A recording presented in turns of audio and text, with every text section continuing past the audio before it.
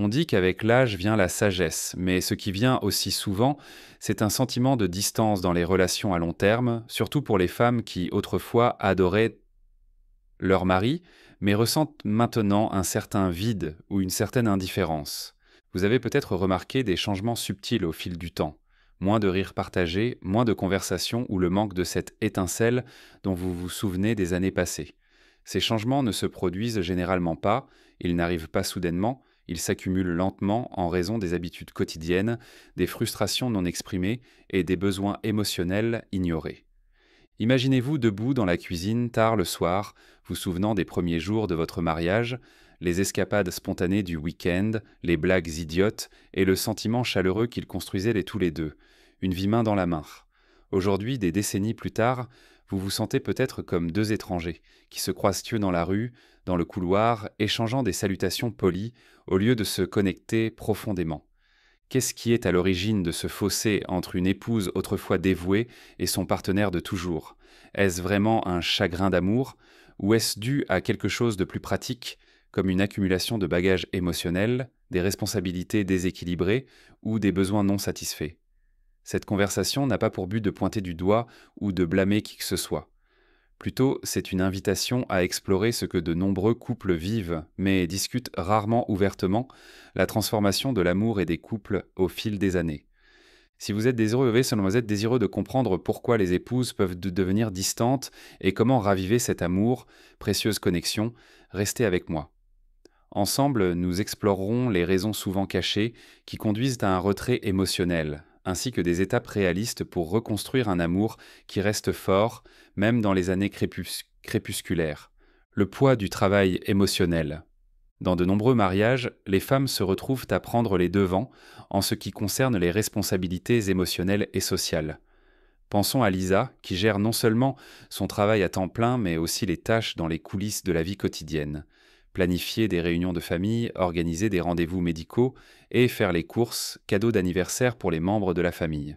Son mari, Marc, je ne réalise même pas le niveau de jonglage impliqué, car les tâches semblent invisibles. Il se présente simplement à la fête, profite du dîner d'anniversaire et continue ta journée. Au fil des décennies, ce travail invisible peut devenir un fardeau écrasant. Les épouses peuvent avoir le sentiment d'être devenues les gérantes à la fois du bien-être émotionnel et de la logistique familiale, ce qui est épuisant. Lorsque les hommes ne reconnaissent pas le poids de ce rôle ou ne collaborent pas, une distance émotionnelle se crée. Les femmes commencent à penser « je m'occupe de d'eux » et ils ne le remarquent même pas. Le ressentiment peut s'accumuler silencieusement. Cela se transforme rarement en bagarre dramatique, mais ronge plutôt la proximité. Au fil du temps, l'épouse peut s'éloigner, non pas parce qu'elle a perdu sa capacité à aimer, mais parce qu'elle est épuisée de porter seule le fardeau émotionnel. Comment alléger la charge? Partager la planification? Faites un effort pour planifier les événements ensemble, membres de la famille, ou organiser les tâches quotidiennes. Même de petits gestes, comme penser à envoyer des invitations à une fête, peuvent aider. Reconnaître l'effort, la gratitude verbale peut aller très loin. Lorsqu'une femme entend que ses contributions émotionnelles sont remarquées, elle se sent valorisée plutôt que prise pour acquise.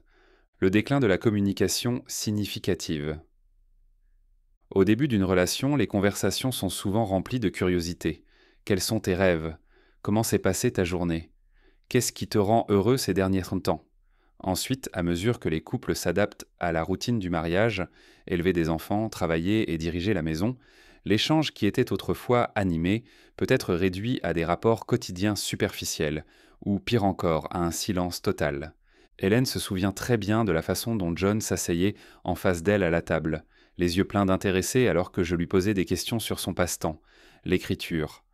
Maintenant, il lève à peine les yeux de son téléphone et la conversation, au moment du repas, tourne autour de la question de savoir si vous devez payer la facture d'électricité ou l'heure à laquelle le service de jardinage est prévu.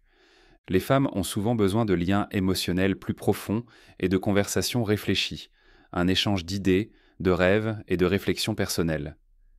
Lorsque cette profondeur disparaît, non seulement la conversation est perdue, le sentiment d'être vraiment vu et compris est perdu.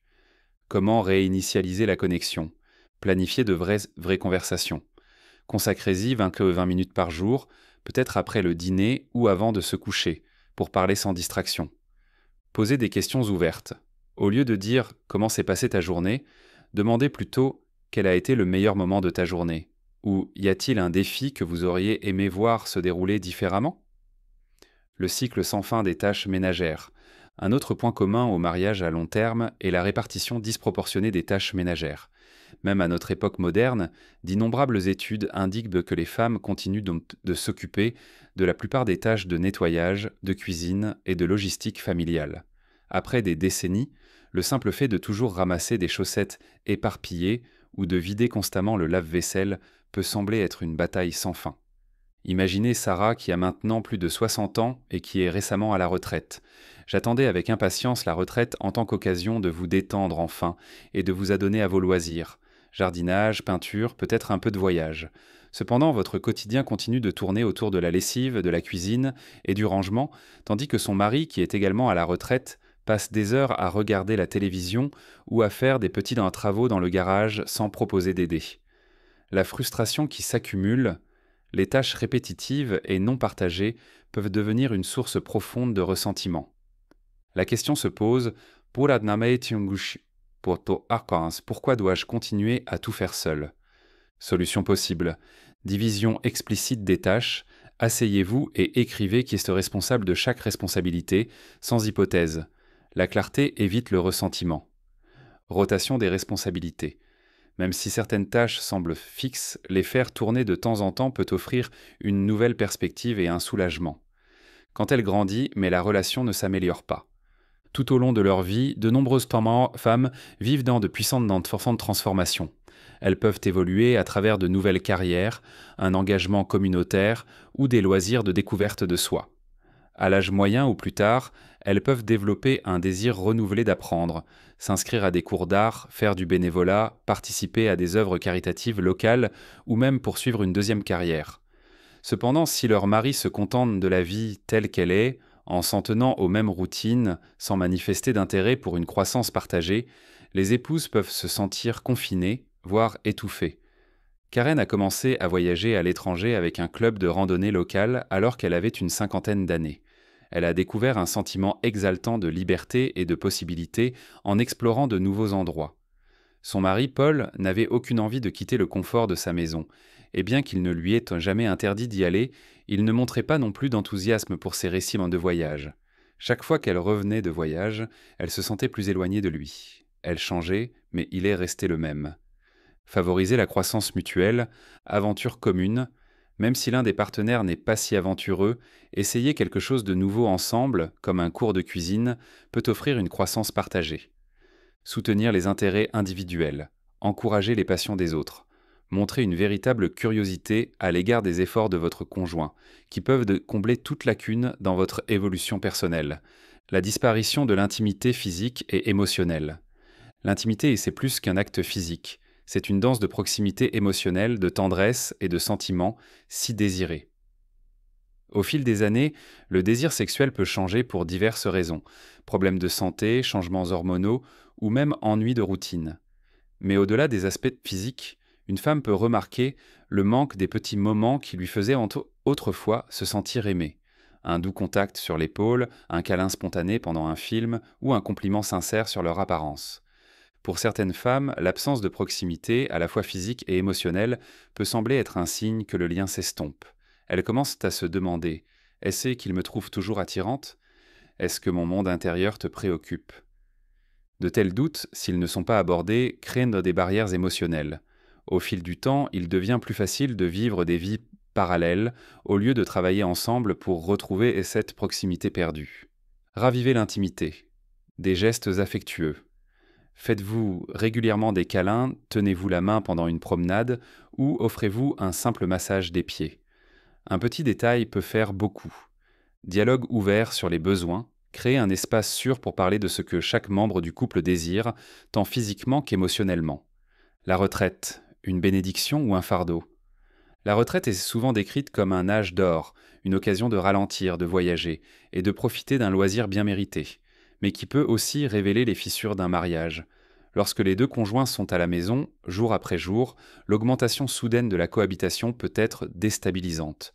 De nombreux hommes prennent leur retraite sans plan clair, pensant qu'ils vont simplement se détendre.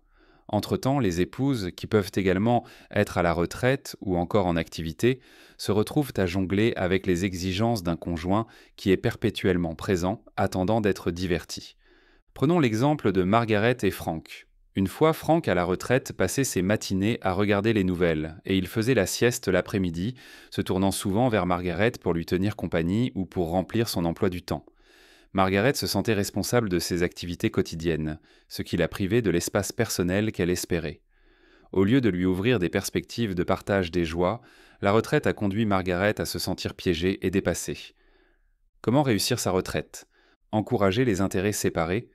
Les deux membres du couple doivent avoir des activités personnelles, qu'elles soient une ligue de golf locale ou un club de tricot. Passer du temps séparément garde la relation fraîche. Planifiez judicieusement les activités communes. Établissez un emploi du temps équilibré, voyage, un travail bénévole ou même une entreprise à temps partiel ensemble, en vous assurant qu'aucun des deux ne se sente accablé par le divertissement de l'autre. Se sentir ignoré et sous-estimé. L'une des douleurs les plus profondes dans tout mariage n'est pas une dispute, c'est le sentiment d'être invisible. Après des années de mariage, certaines femmes ont l'impression que leurs pensées et leurs opinions n'ont plus de poids. Elles peuvent exprimer leurs préoccupations ou partager des réflexions personnelles, mais se heurter à un désintérêt ou à un rejet. Au fil du temps, cela conduit à un profond sentiment d'invisibilité. Si je n'ai pas assez d'importance pour être entendue, pourrait raisonner une épouse, pourquoi investir de l'énergie dans ce mariage? Trina a passé des mois à dire à son mari, James, qu'elle était préoccupée par ses habitudes de dépenses peu à la retraite. Chaque fois qu'elle abordait le sujet, James changeait de sujet ou ignorait ses inquiétudes. Trina a progressivement arrêté de le sortir. Il a également cessé d'engager des conversations significatives sur ses objectifs dans la vie. Lorsqu'une femme cesse d'essayer de se faire entendre, c'est souvent un signe qu'elle est en distanciation émotionnelle. Chemin vers la validation. Écoute active, raccrochez le téléphone, établissez un contact visuel et écoutez vraiment ce que dit votre conjoint. Réfléchissez à ce que vous avez entendu. Petits actes de gratitude. Une note laissée sur la table de la cuisine, les remerciant pour leur point de vue, ou un simple « je t'entends et je m'en soucie » peut restaurer la confiance émotionnelle. Reconnaissez que la vie est courte et voulez-en plus. À mesure que nous vieillissons, la fragilité de la vie devient de plus en plus apparente. Assister aux funérailles d'amis, remarquer des problèmes de santé et se rendre compte que nous avons plus d'années derrière nous. L'avenir peut déclencher une réévaluation majeure des priorités. De nombreuses femmes commencent à se demander « Est-ce encore la vie que je veux? Est-ce que je me sens vraiment satisfaite de cela? Mariage ?» Si la réponse est non, elles peuvent commencer à se retirer, non pas par dépit ou par colère, mais par instinct de conservation et désir d'authenticité. Prenons le cas de Marjorie qui, après avoir perdu 2 amis proches, a dû faire face à un sérieux examen de conscience. Il a réfléchi à la façon dont il a passé sa vie d'adulte, travaillé de longues heures, soutenant la carrière de son mari et se consacrant corps et âme à son foyer. Il s'est rendu compte qu'il avait repoussé nombre de ses rêves. Dans le passé, j'aurais pu ignorer cette inquiétude ou la mettre de côté comme un doute passager. Mais la conscience de la brièveté de la vie l'a poussé à décider de donner la priorité à son propre bonheur, que ce soit pour voyager seul, se rapprocher de ses petits-enfants, ou même envisager une séparation si son mari refusait de faire des efforts. Trouver une voie à suivre, dialogue sur les projets futurs. Ne parlez pas seulement de finances ou de logistique, mais aussi des aspirations émotionnelles et spirituelles pour les années à venir. Mentalité de croissance mutuelle.